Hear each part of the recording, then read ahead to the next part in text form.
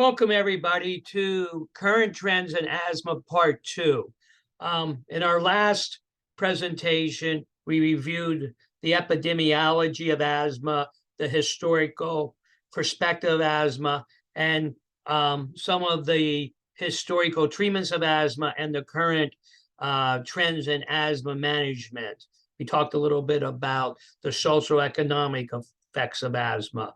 So in this section, we're going to look at non-conventional or alternative asthma therapies. We'll look at the more recent asthma finding, what has been in the news, what's in the current literature regarding asthma, and then end up this presentation with defined life-threatening asthma and the clinical interventions to treat it and manage it. So let's start with non-conventional or alternative asthma therapies.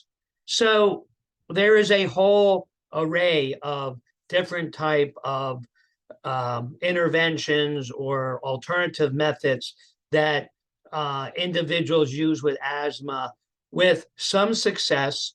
There's not a lot of robust evidence to support these alternative methods, but I think it's important to mention them because there's a fair amount of people, with asthma that do use them.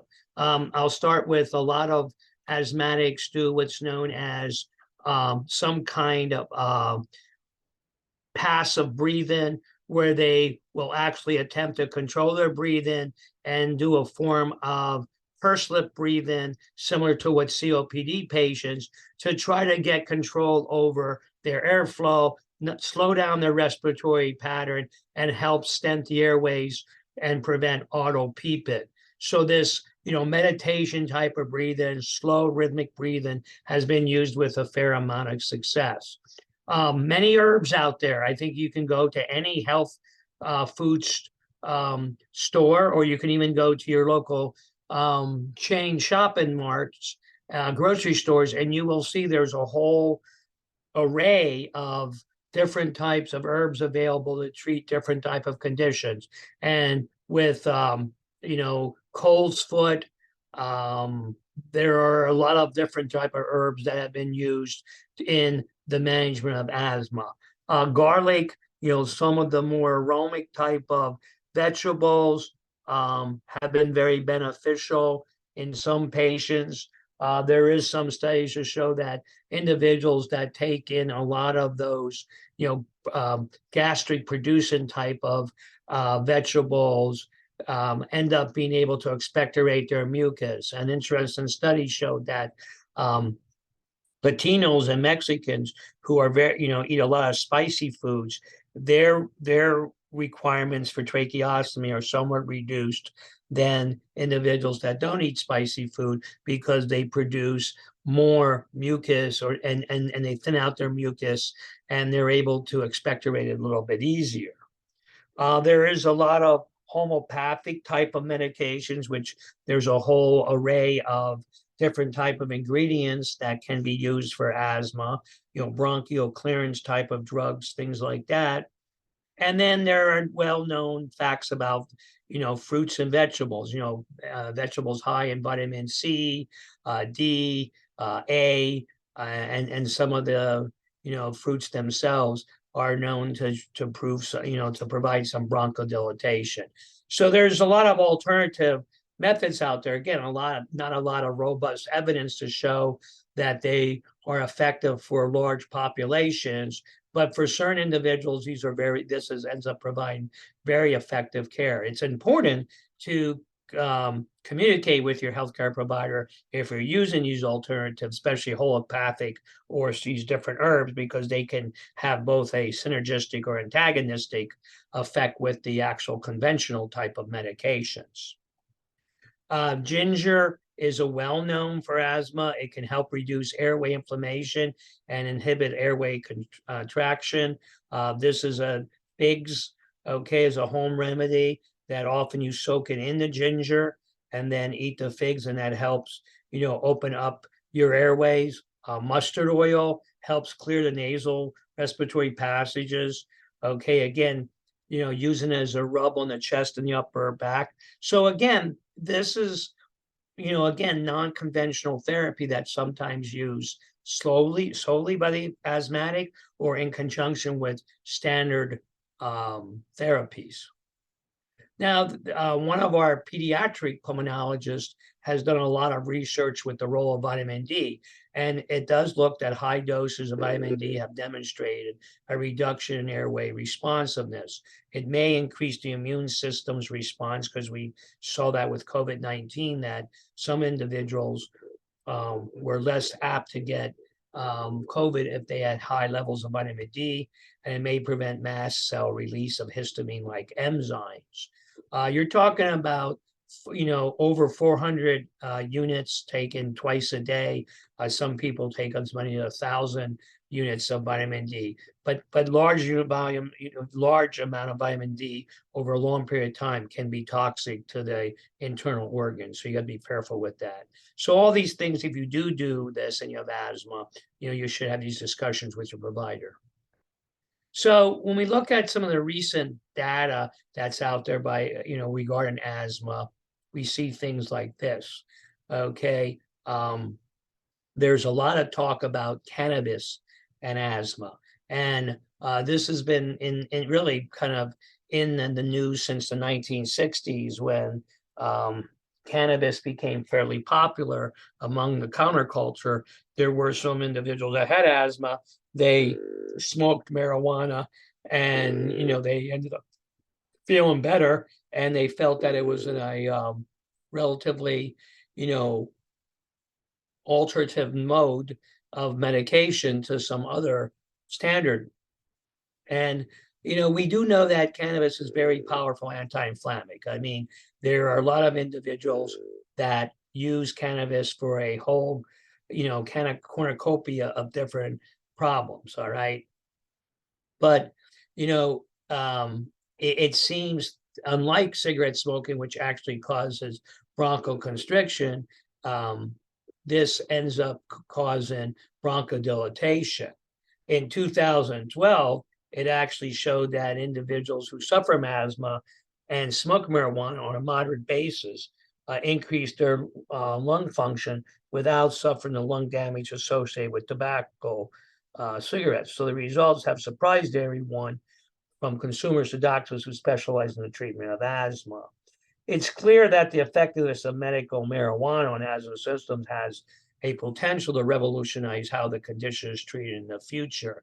I know there's been a lot of individuals that come in the hospital that are taking cannabis for their asthma, and they do say that this is very beneficial. But I don't know of any large randomized controlled study looking at individuals with standard therapies versus just cannabis alone, or those that had used both, and what the difference was. Again, when you look at cannabis, it is used for a whole plethora of autoimmune type of problems. So it's not uncommon that you could use it both for asthma, psoriasis, things like that. So it's used in a lot of autoimmune type of diseases. So the rationale of it makes very good sense. So I don't know if we're going to be taking this and putting it into a nebulizer in the future, but it's intriguing. Maybe the respiratory therapist of 2030 will be walking around with, instead of vials of albuterol, little pouches of cannabis at this point. And maybe in the future, a treatment for status asthmaticus might be a large bung full of cannabis. So I don't know where we're going to go with that, but I think it's intriguing. And every day we find different type of uses for some of these herbs and one would argue that anything that is grown may have a beneficial to mankind. Breastfeeding and asthma. There was a study that showed that, women who breastfeed their male children, they have a 33% reduction in male asthma compared to bottle-fed asthma.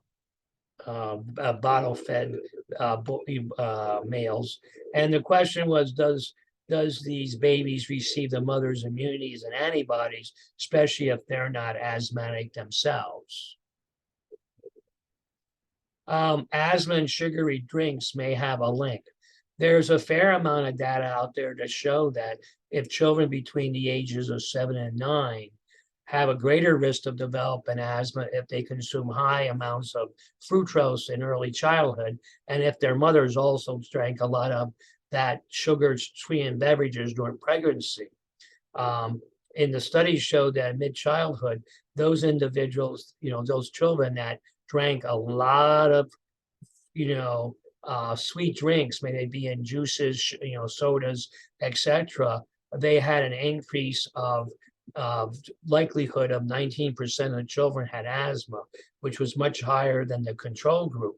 And you're talking about 44 grams versus 15 grams per day. They found links between obesity and asthma.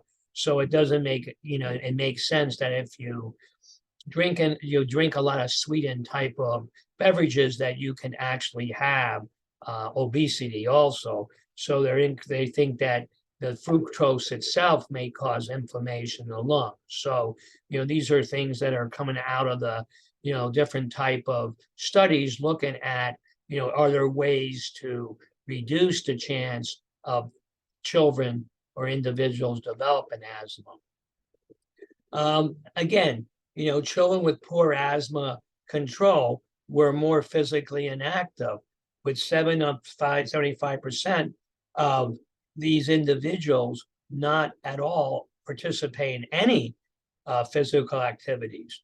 However, patients with good asthma control exercise 62%, 3 or more times a week. So severe asthma seems to be linked to less physical activity. So the less, if you have asthma and the less activity you do, physical activity, you could have a higher chance of having severe asthma or uncontrolled asthma.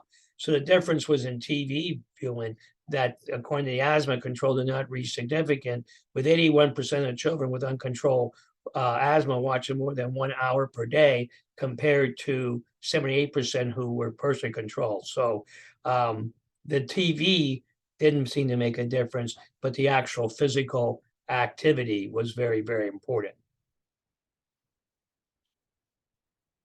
Again, impact of asthma on severity and outcomes in COVID-19. So and yesterday I talked about that the initial data that came out showed that asthma COVID-19 didn't have an impact on asthmatic patients, okay? But this kind of said that even though there was an increase of asthmatics who were hospitalized with COVID-19, they did not progress to severe disease, did not require mechanical ventilation. So asthma did increase the risk of COVID-related hospitalization, but not severe disease or other adverse outcomes in subjects with COVID-19. So even though it did increase the chance, if you had asthma and you got COVID, your chance was increased to be hospitalized, but there wasn't an increase of mechanical ventilation or death on those patients. Now, this was air pollution, is that asthma risk increased with exposure to larger air particles found in pollution. And I think this was something I talked about yesterday with the social economic effect of COVID, in the sense that when you have, when you have, lower economic groups living in, very urban areas with no trees, no green type of environment, and these children are in neighborhoods where there's lots and lots of cars going through, they're exposed to these airborne coarse particulate matter, a mixture of dust, sand, tailpipe emission, ash from the tire, and they're more likely to develop asthma. And this is, again, in the American Journal of Respiratory Care and Medicine, highlights that the long-term negative effects of inhaling these large bore pollutions is common for inner cities, and especially children under 11, which then increases the chance of refractory severe asthma in this patient population. And then you add into this that they don't have the money for the medications. They also live in a negative environment at home, and you can see how socioeconomic factors play a factor in asthma prevalence in certain ethnic groups. It is cold air asthma, as we said, that trying to keep your children warm and put a scarf on them reduces the amount of asthma attacks that can occur because of not inhaling that very cold air, which can be an asthma trigger. Now, this is interesting. This was in 2018 that they realized that these fuels coming from ships are very, very toxic and were not regulated before. And the particles coming out of the ships the exhaust of the ships was very small, enough to be inhaled in the lungs. So they're trying to clean the ships. And even, by doing this, there's the World Health Organization believes that by just cleaning up the ship fuel emissions will reduce asthma by 3.6% globally, which, 3.6 doesn't sound like a big number, but when you're talking about millions of people who have asthma, it can have quite an impact. Now, an interesting phenomenon that's somewhat new, at least recognized new, is this idea of thunderstorm asthma. Because of climate change and because of the amount of pollens and outdoor mold season, and because we're getting warmer and warmer, that there's an increase in emergency room visits of asthmatics after these thunderstorms. And in some nations like Australia, it's actually caused somewhat of an endemic where ERs can be inundated with a lot of patients that have severe asthma attacks after these thunderstorms. So the belief is that while a thunderstorm is kind of developing, whole pile grains you'll get swept into the clouds as the storm matures. So you have this pollen coming up, and then once the storm comes, it drops all this stuff down, and then the dry, cold outflow carries the pollen fragments to ground level where people breathe this. So there's all this kind of asthmatic triggers, sucked up into this cloud, and then when it comes down, when the rain starts pouring, along with the rain comes all these pollen fragmentations, which individual then, breathe in, and they can be asthma triggers. And here's an example of, in Australia, there were 8 asthmatics who died from severe asthma attacks after a really violent thunderstorm in Australia. And interestingly, how we have weather alerts and other type of alerts, like, when we're going to have storms, they actually have asthma thunderstorm forecast. This is for Victoria. And it says, so the chance of having thunderstorm asthma in the southwest part of this area is very high, where some were low and others were very mild. But again, in this area here, it's like a bad it's like a bad air alert or a thunderstorm alert that there could be damage and winds and power outage, and that they actually have that it could be a epidemic of asthmatics coming to the emergency room. So they usually tell those individuals to stay in and don't come, until a few hours after the storm has dissipated. This probably isn't surprising because researchers make how a stressed brain can make asthma work. So there was a 4-year, 2.5 study to understand how psychological stress can make asthma symptoms worse.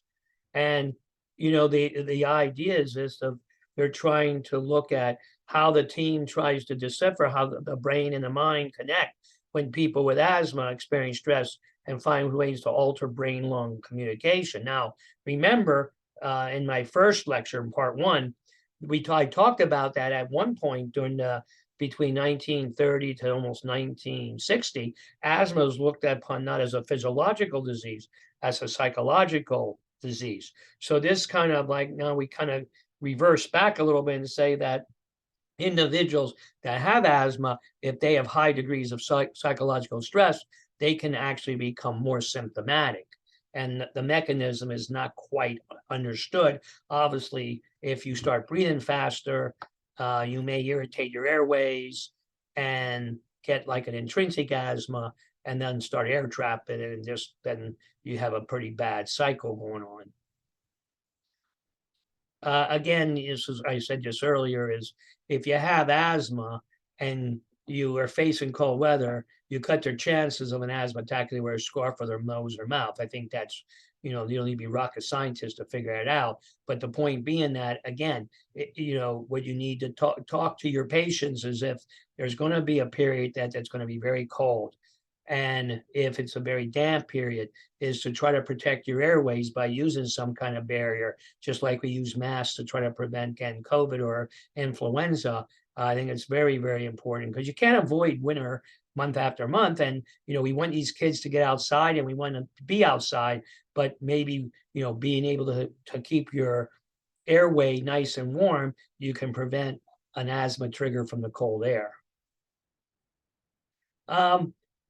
Asthma rates are up in Britain.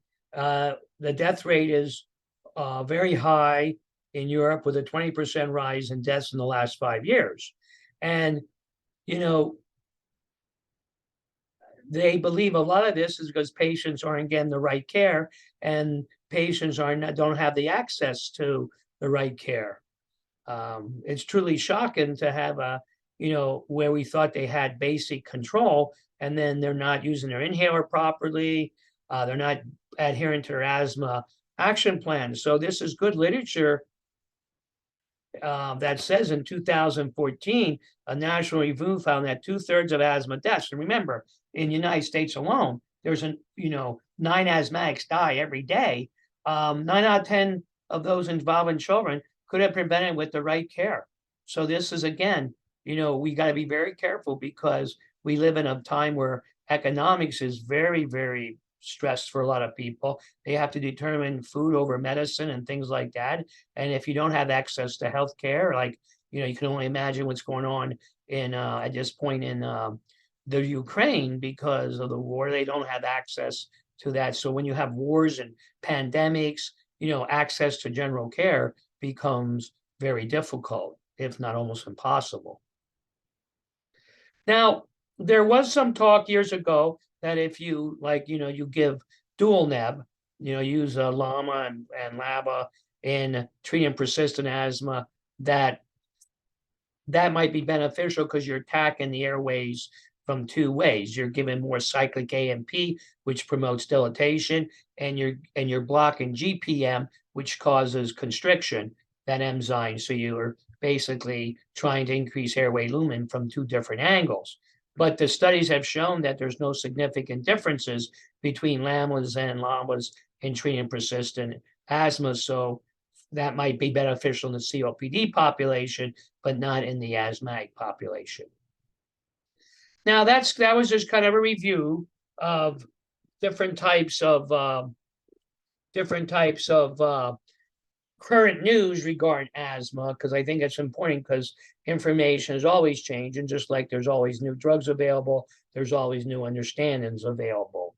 So again, I don't predict that if you're a respiratory therapist 10 years from now, you'll be walking around with, bungs and joints. But again, remember in my last presentation, we talked about the asthma cigarettes. So who knows?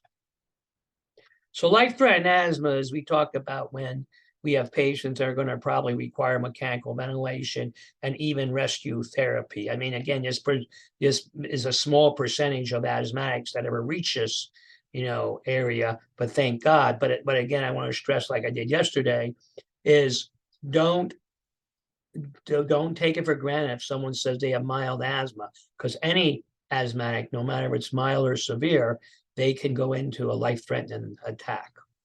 So the classification of life-threatening asthma is gradual deterioration over an extended period, often associated with an infection. A mild attack that turns into a severe attack that's often asphyxia asthma, and often associated with an event or reaction. And as I said earlier, it can occur with any asthmatic. So we look at some criteria here, and we look at asthma attacks and the classification of them. So mild and moderate, the patient has no oxygenation issue. Respiratory rate is, kind of low, normal or low for that age group. There's no accessory muscle use. The child or adult can talk in full sentences, or if you ask them how you feeling, they're feeling okay. And they're wheezing and maybe only audible with stethoscope. It's usually just expiratory wheezing. Now, when you look at severe, you start seeing there's some oxygenation issue because they can't get enough air in. Because typically asthma is an airway issue, not a lung parenchyma. Their peak flows are only at 33 to 50%. They're tachypnic. They can't really talk in full senses, or if they're an infant, they can't feed, and they have signs of now hemodynamic stress. They're using accessory muscles, and you hear wheezing without a stethoscope. And then that turns into life-threatening when you again have hypoxia. The peak flow is 1/3 of predicted. You don't hear any air movement, because remember, sometimes no wheeze is not good. As I say, a wheeze is better than no wheeze in an asthmatic. There's lack of respiratory effort. The patient now is very sedative, confused, agitated.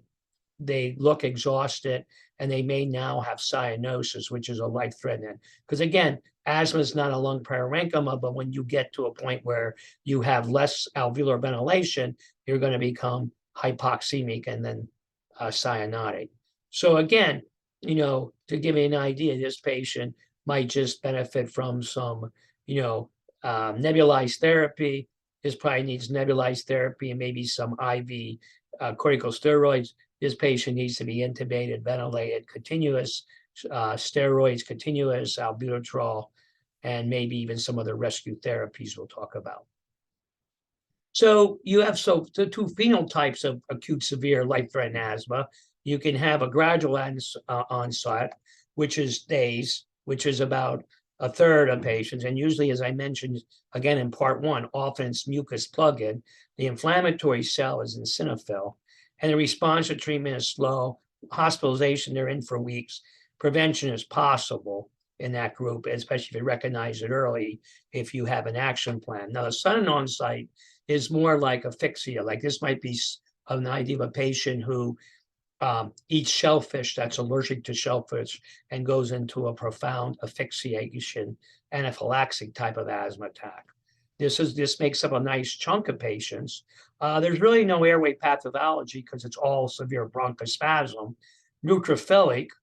Okay. Now, once you stabilize them, get them intubated, they respond pretty good. Their hospitalization is short, and it's possibly undetermined because some triggers you can avoid, like food. But if it's a trigger that's from like this thunderstorm asthma, how you're going to prevent unless you're going to stay in the house at all times. So it depends what the trigger was for this asphyxiation of asthma. So when you look at, how do you consider a hospitalization versus ICU? So when you determine that your patient ER, should they go to a general floor or should they go to the ICU? So you kind of look at duration, severity of symptoms, the severity of airflow, severity of prior exacerbations. Like if a patient has a history of requiring ICU or requiring, hospitalization, that's very important. Medical utilization, like were they using the inhaler all the time? And again, this is very important too. Access to medical care, medications. Do they understand the severity of the disease? Can they file directions?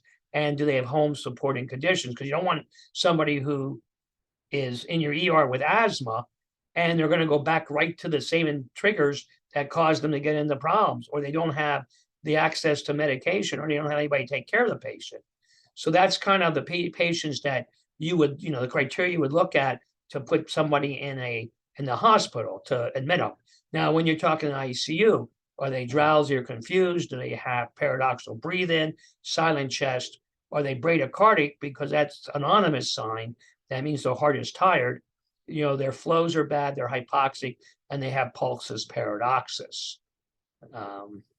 Their blood pressure changes differently than it should on breathing because of their air trapping.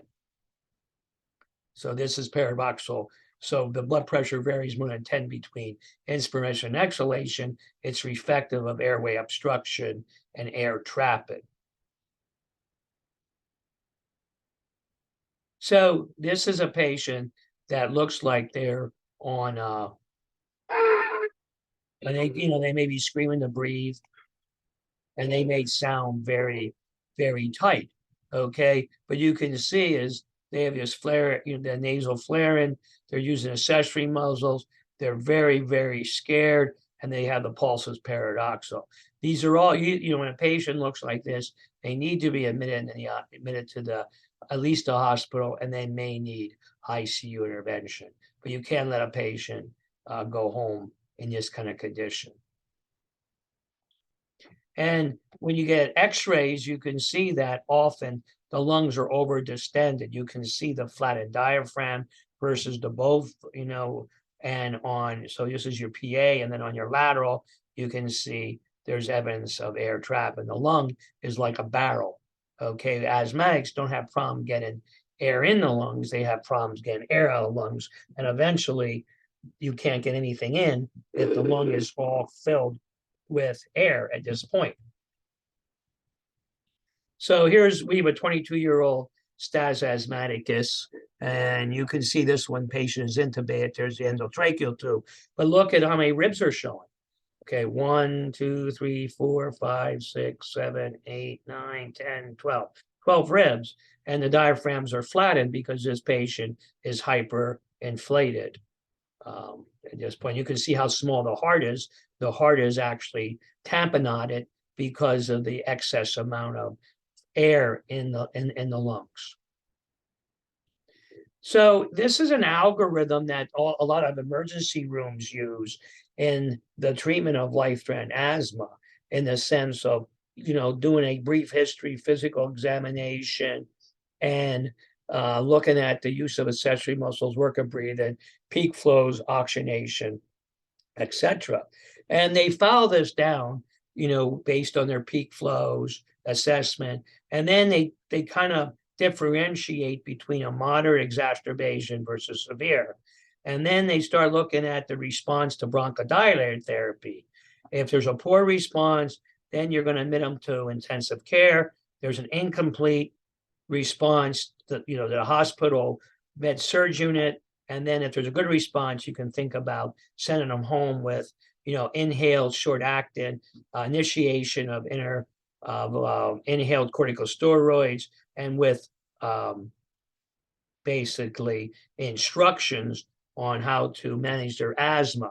But this is a very nice algorithmic approach to how to manage patients in asthma, and how to make the differentiation of should they, one, go home, should they go to a med surg unit, or should they go to the ICU. Now, indications for mechanical ventilation asthma is very important too, because unlike a lot of mechanical ventilation, we're not looking at profound hypercarbia, because again, asthma is not a lung parenchyma disease. It's not associated with a lot of dead space or hypoxemia. Generally, it's usually airway obstruction and increased work of breathing. But if you look at an asthmatic's blood gases, they're usually having a respiratory alkalemia with fairly good oxygenation. But when the CO2 goes just above 40, okay, and not 50, not 60, that's an ominous sign that the patient should be getting intubated, because if the CO2 is normal and the work of breathing is very high, there's a lot of dead space ventilation, a lot of wasted oxygen consumption. Refractory hypoxemia, that means that on 50%, their PO2 is less than 60. Okay, that is not a good sign. That means now the patient has not only airway, but they may have lung parenchyma issues. They can't protect their airway.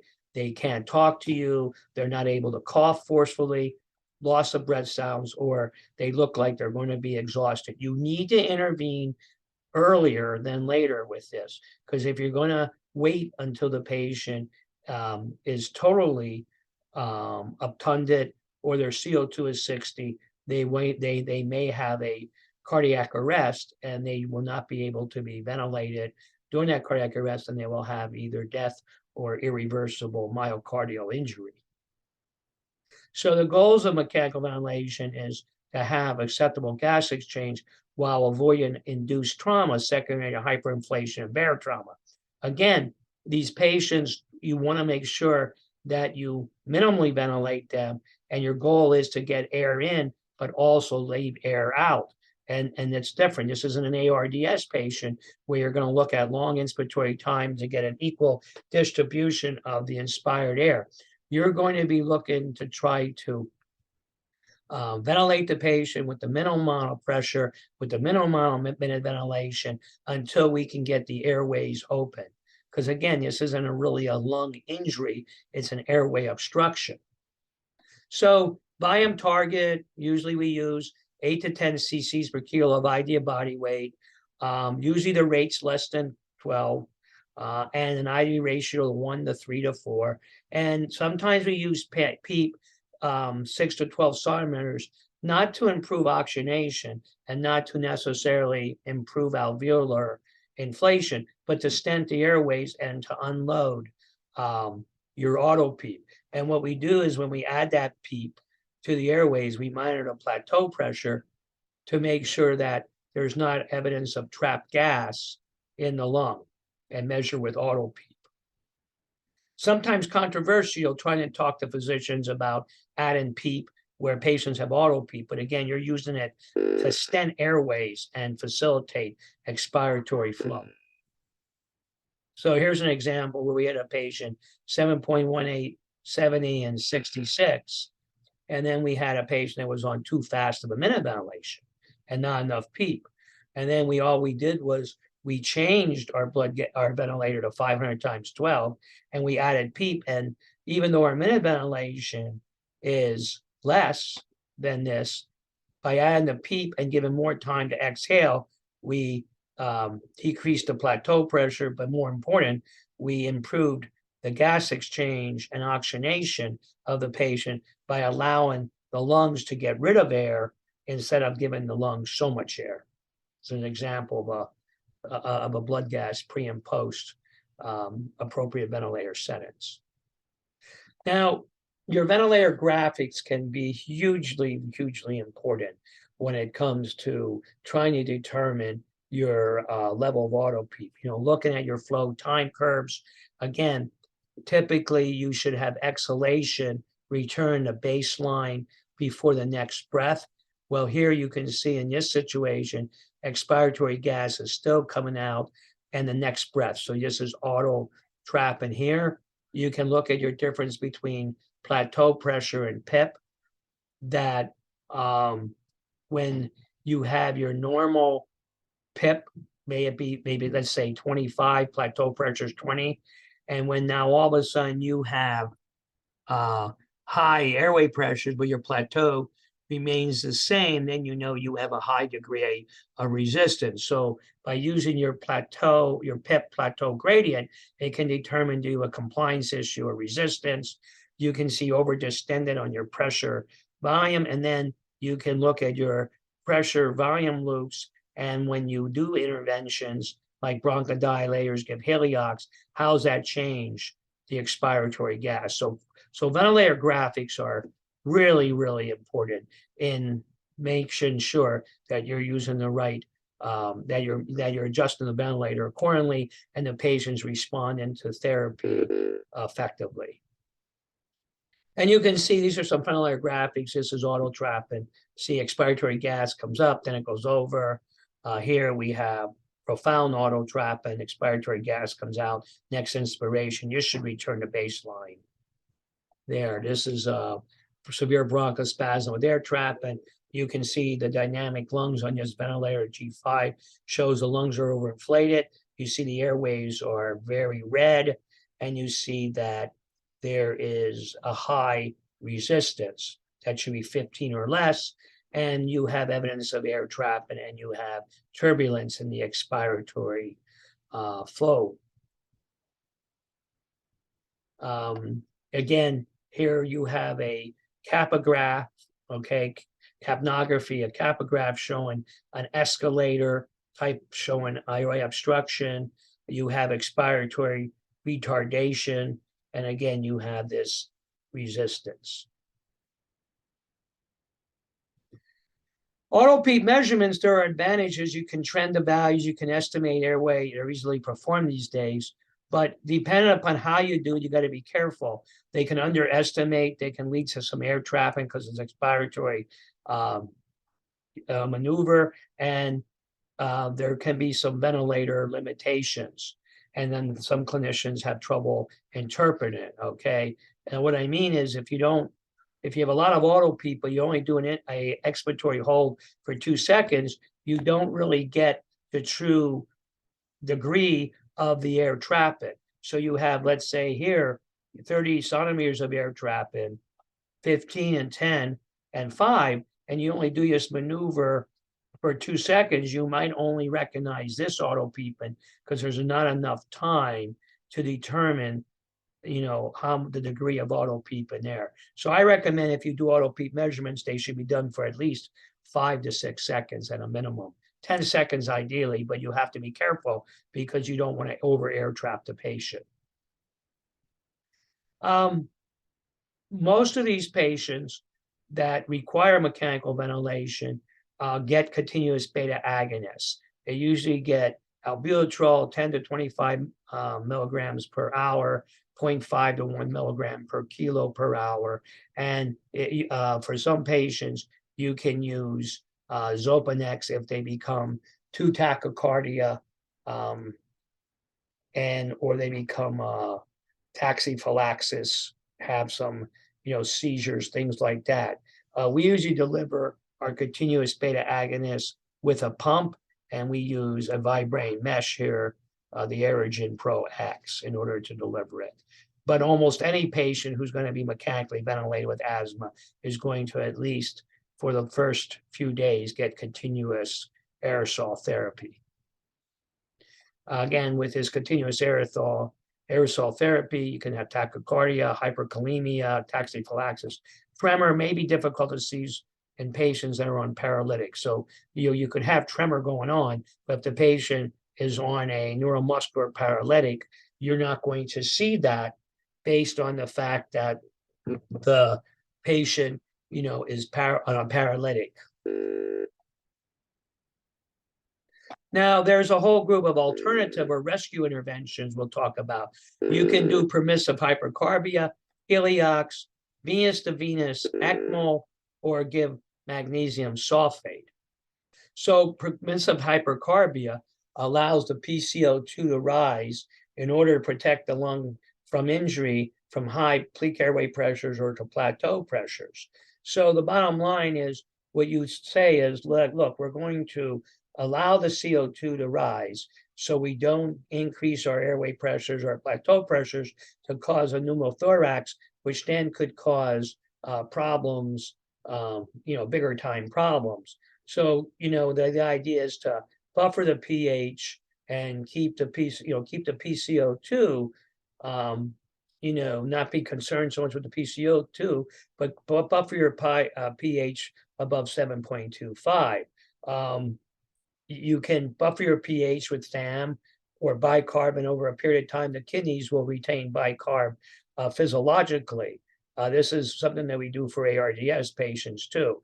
Now, you got to be careful if the patient has a history of cardiac disease or any type of head injury, that CO2 will lead to more cardiac ischemia and obviously increased CO2 would increase cerebral edema in the head injured patients. But permissive hypercarbia is a very safe strategy in patients with asthma because typically you don't want to overventilate asthmatic patients. And if you're requiring high pressures, high minute ventilations, you're going to add to the auto-PFIC, and you're going to add lung injury along with airway obstruction.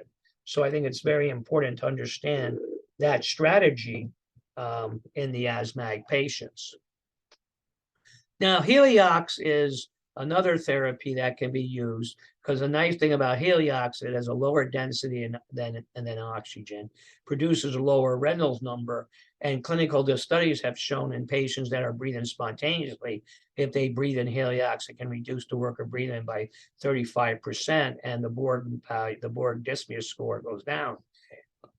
It can decrease as pulse paradoxal, which means that it demonstrates that you can get air out of the lungs, and there's often a reduction in PCO2 for the same minute ventilation. Now, historically, we had to worry about reliable ventilator monitoring, but today there's ventilators that have these Heliox boxes that you can just simply attach the air hose to the Heliox tank, and the ventilator will then go into a special mode that allows it to measure the tidal volume airway pressures adequately. Years ago, you had to do calculations. You had to multiply everything by 1.6 because of the difference in the density of oxygen. But the lower Reynolds number means that the viscosity of the air and the turbulence of the air is less. And this shows very nice that when you look at this pressure volume loop, when you had just air and oxygen, there was a tremendous amount of resistance. You can see the width of this pressure volume curve shows you the resistance. And when you add Heliox now, this was only a 60-40 mixture. It reduced resistance, but not down to a very acceptable level. And when you use 80-20, then you get the resistance down to a lower acceptable level. Now, this is a very important point, is that Heliox, to be effective, should be at least a 70% concentration, which means that you're going to have problems utilizing it on patients that have hypoxemia, because in order to use Heliox, you're going to only be able to provide at the maximum 30% oxygen. So if you have a patient who's hypoxic also, then Heliox may not be an alternative. And that's why we use other interventions we'll talk about in a second. But Heliox can be very effective in the spontaneous breathing patient or the mechanically ventilated patient. And again, as I said, it reduces Borg, the intensity of dyspnea of Borg units. Even though, interestingly, a patient's FEV1 doesn't change dramatically, they're feeling that their work of breathing decreases because of the less viscosity and turbulence of the inspired air. And here's a patient that had a resistance of 86, was on 38/12 pressure control, had a tidal volume of 4850 and a minute ventilation of 4.6. So we initiated Heliox. So this was prior again to the Heliox. There's our airway pressure, tidal volume. So we needed airway pressure of 48 to give this tidal volume of 477, and our resistance is 85. And we had a 1:3 I ratio. Now we add Heliox, and you can see by using the Heliox, I dropped the resistance down into the 30s, used a lot less pressure. So we were able to come down the peak airway pressure significantly to achieve the same minute ventilation. So I could remove CO2 as effectively with a much lower pressure and not have so much airway resistance. Now, patients that have severe refractory asthma and you can't use Heliox, you're needing to use high airway pressures. Well, what do? We've had good success using VV ECMO in patients that are often associated with mucus plug-in, where the plateau pressure is 35, permissive hypercapnia is not effective because the patient remains acidotic. They allow, and the FiO2s require 60. So you can't really use Heliox. You can't, in this situation, use permissive hypercarbia because you're too acidotic. And in this situation, you can't use lung protective ventilation. So all the goals of mechanical ventilation during asthma are not achievable. So the idea is using VV ECMO is a lot of lung to rest until the bronchodilator steroid can reverse the bronchospasm inflammation. And then if you put them on ECMO and you use the ECMO to really oxygenate the patient, then you can use your Heliox at 80% because you don't have to worry about oxygenating your patient because the VV ECMO is, so you get the benefit of both worlds. You get lung protection, you get the benefit of Heliox, and you don't have to worry about hypoxemia. So just a quick review, we use a Avalon catheter, which is a single lumen catheter for VV ECMO. It goes in the superior vena cava, sits above the tricuspid valve. So blood is drained out of the superior vena cava into a pump, goes through an oxygenator, which the FiO2 is, or the DiCO2 is here. And then the blender, which is your sweep, and sweeps off CO2, and then returns back to the patient, and the heart pumps it out to circulation. So this is very effective in our VV, in our status asthmaticus. We usually do 2 or 3 a year of status asthmaticus. And here's one of our asthmatic patients, and you can see the ECMO catheter is in the lung there. This lung is still pretty hyperinflated. So allows the sweep to remove CO2, allows for oxygenation, allows for Heliox in hypoxic patients, and minimizes ventilator-induced injury. So it's a really nice strategy to utilize in patients that are very refractory to conventional therapy. Don't get me wrong, there is a plethora of problems associated with ECMO. It's not without its complications. Typically, asthmatic patients require only 3 to 5 days on it. It's usually a quick ECMO and ventilator wean, meaning that once you decannulate the patient from ECMO, you can usually get the patient off the ventilator relatively quick because it's not a lung parenchyma disease. It's an airway, and once the airways are paying again, the patient doesn't need mechanical support. We actually published some of the data as a case study and presented it down at the National Convention a few years ago. So again, we've gone through this life-threatening, okay? And life-threatening asthma has a mortality rate around 8%. So ECMO, as I described, is going to meet the gas exchange goals of the patient and minimize ventilator-induced injury. So we had, in a 2-year period, we put 6 patients on. 5 out of the patients were managed on VV ECMO until they were stabilized and progressed both to ECMO and ventilatory liberation. We had 1 patient that unfortunately died of multi-system organ failure that was not related to asthma. Our ventilation was 4 to 5 cc's per kilo. PEEP was set with using a pressure volume tool or transperimeter monitoring. Our goal was 88% to keep a pH above 7.25.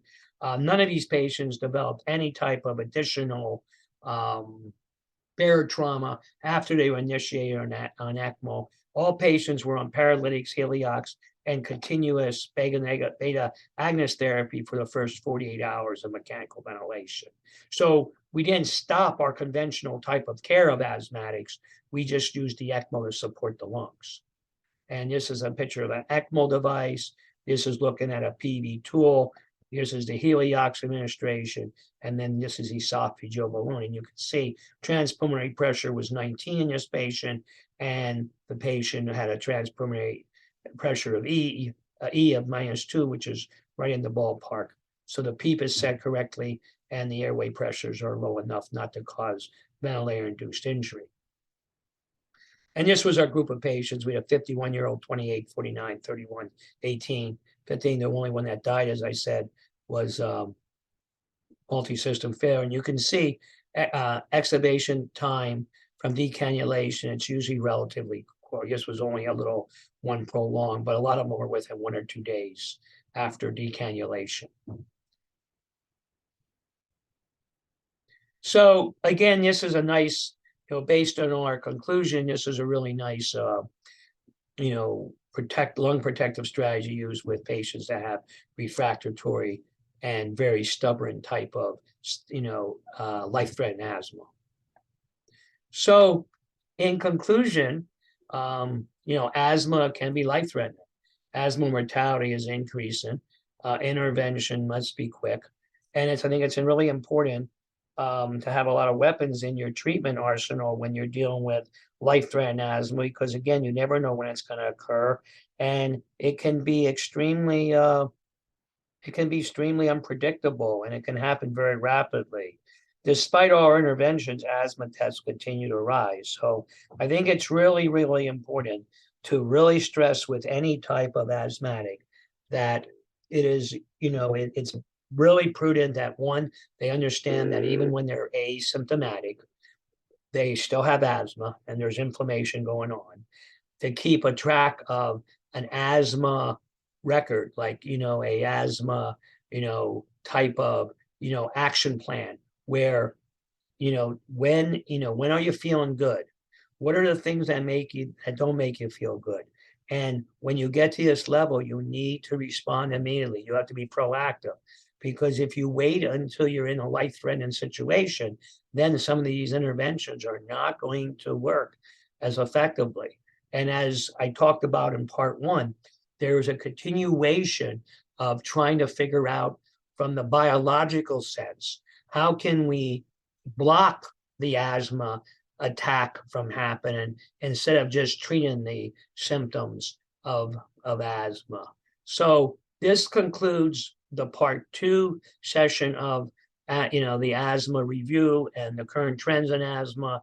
I hope you found this somewhat educational and enjoying. And as I say, what we know today is not what we will know tomorrow.